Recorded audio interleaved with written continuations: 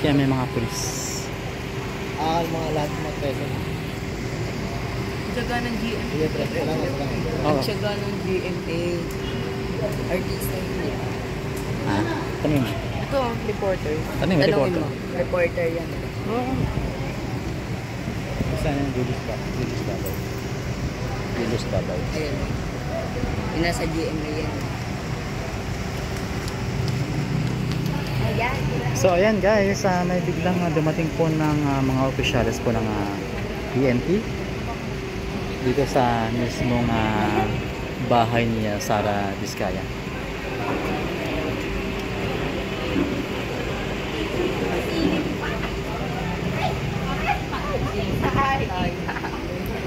Silip pa tayo rito.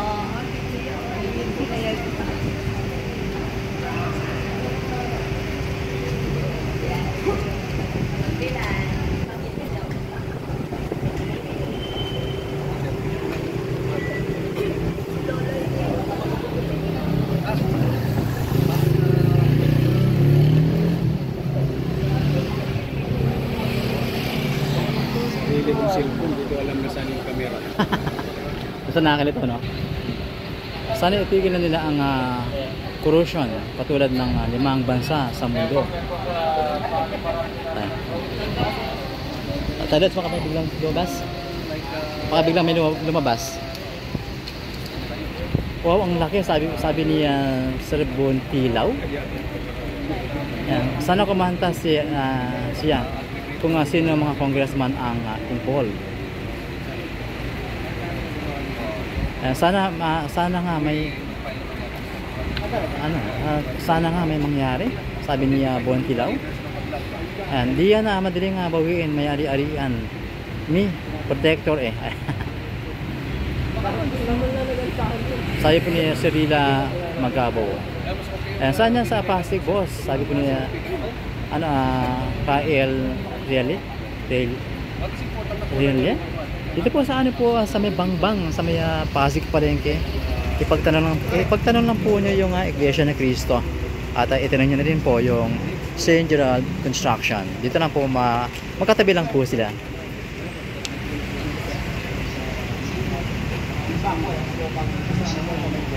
And next naman mga tongresista, sabi po ni RD2.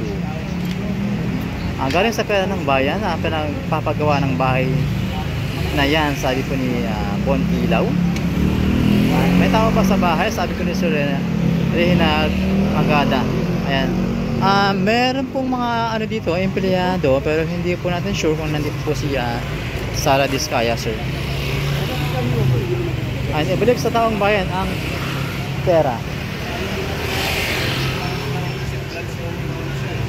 Ang pera, ayan. Sabi po ni Raisa Cruz, and the building itself provides no sit back from the road. Ayan, sabi po ni Melvin Nabesilla. Ayan, the building permit must be checked, sabi po ni Melvin Nabella.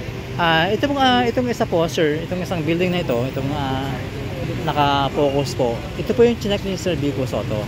Actually meron siyang permit, kaya lang hindi yung sa building permit ay hindi akmado sa ginagawa nila. Kumbaga hanggang second floor lang, pero ginagawa nilang mas mataas pa sa second floor.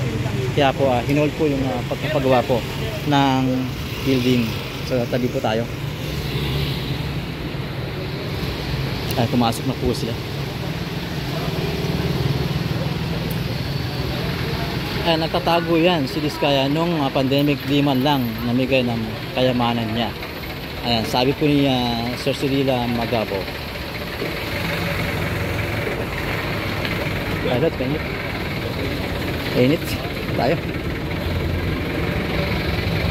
So ayan, pumasok na po yung mga opisyalis ng PNP sa loob. Abangan po natin sila, mga kababayan. Napakalawak ng bahay nila, Diskaya. Sabi po ni Ferry Centillas, yes, napakalawak po at napakataas po ng bahay nila. Dahil nga po, isa na po itong gusali.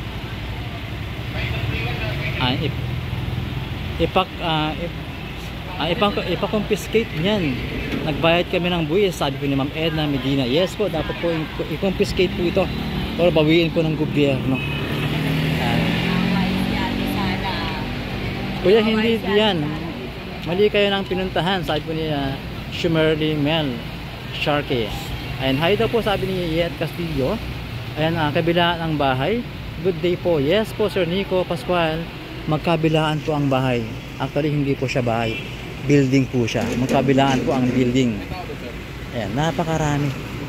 Napakalawak po talaga ng ari-arian po nila, sir. So may mga ano na po dito, may mga kapulisan na po dito na nakaantabay po sa labas. Ano kaya yung kanilang gagawin po sa loob?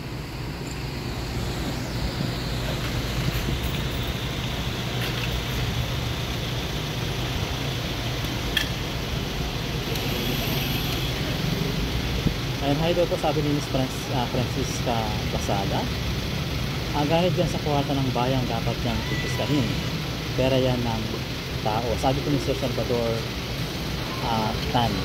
Yes po, tama po. Pera po natin lahat po na nagbabayad ng tax po sa PDF.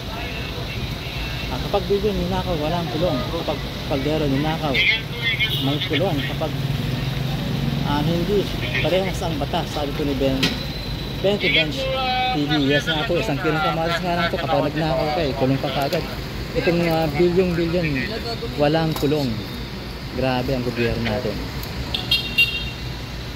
And please na dapat mga asset nila, sabi ko niya. Ang ano?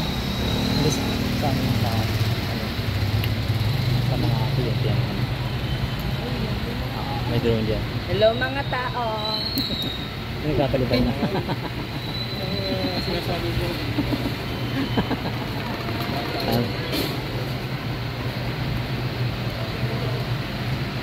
Ay, may nagpalipad din po ng drone dito. Hindi pala yung kasama eh. Hindi na pa kayo naggugulo rito eh. High blood Kapag pa yan eh. Ang kabilaan property nila magkatapat. Yes po, Sir Buntilaw. Magkabilaan po. Magkatapat at dulo sa dulo po. Dulo sa dulo. Ano ba di? Pagtaw yung post. Ha? Di pagtaw yung post. Kaya na ba? Kami didit. Lilipat ka sa kapat. Ha? Hindi pa kayo. Lilipat na ngayon. Ay mga nagpapataba sa kaban ng bayan. Sabi po ni Edsel Bondisto. Yes po, mataba na nga po sila eh. Punong-puno na nga po yung bolt nila eh. Sa dami po ng pera po nila, hindi na po bolt ang ginagamit, kundi room bolt na po ang ginagamit po. Karamihan po daw sa ating mga mambabatas. Yan po yung sinabi po ni Mayor Magalong. Hindi na po sila gumagamit ng bolt. Ang gamit po nila ay room bolt na po. Mayaman na sana ang Pinas kung walang kawatan magnanakaw katulad ng Vizcaya. Sabi po ni Sir Ray Tejerero. Yes po sir, mayaman na po tayo. Hindi lang naman po si Sara Vizcaya yung yung mga contractor na may ganitong problema. Halos lahat po ng 15 contractors po na nasa DPWH, malamang ganito po yung kanilang mga ginawa. Lalo po sa mga ghost project po na wala naman po silang ginawa. Kinolekta lang po yung pera pero wala naman po project na natapos. So bakit po kasi pinilmahan po ito? Pinilmahan po ang budget po ng flood control na hindi naman po pala sigurado kung saan mapupunta ang pera. Ay maraming salamat po sa lahat po ng nasa live po natin ngayon. Mega love shoutout. At dito pa rin po tayo sa gate po ng mga Vizcaya dito po sa kanilang parking gate. At may mga dumating na pong mga dito kanina, mga opisyalis ng PNP. Pumasok po sa loob, hindi po natin alam kung ano po yung pakay po nila sa loob. So ayan, sa 364 live viewers po natin, maraming salamat po sa lahat. Live na live po tayo ngayon dito po sa bahay ng mga Vizcaya.